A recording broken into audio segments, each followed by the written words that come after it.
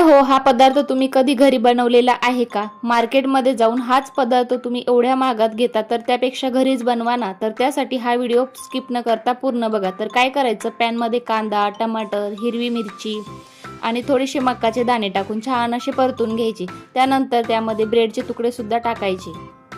आता छान असं मिक्स करून टोमॅटो सॉस, पिझ्झा सॉस टाकून छान असं मिक्स करून घ्यायचं. आता चॅनलवरती कोणी नवीन असेल तर पटकन सबस्क्राईब करून घ्या. आता काय करायचं, ऑर्गेनो, चिली फ्लेक्स टाकून परत एकदा छान असं मिक्स करून घ्यायचं. तर मिश्रण तयार आहे. आता काय करायचं, एक कुल्हड घ्यायचं, त्यानंतर त्यामध्ये हे मिश्रण टाकायचं.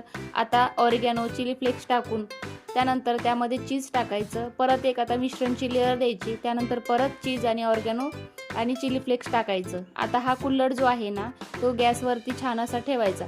5 मिनिटात झटपट आपला कुल्हड पिझ्झा तयार होतो. तर आता तुम्ही सुद्धा या पद्धतीने हा पिझ्झा नक्कीच ट्राय करा आणि अशाच नवनवीन रेसिपीसाठी चॅनलला लाईक, शेअर, सबस्क्राईब करा. धन्यवाद.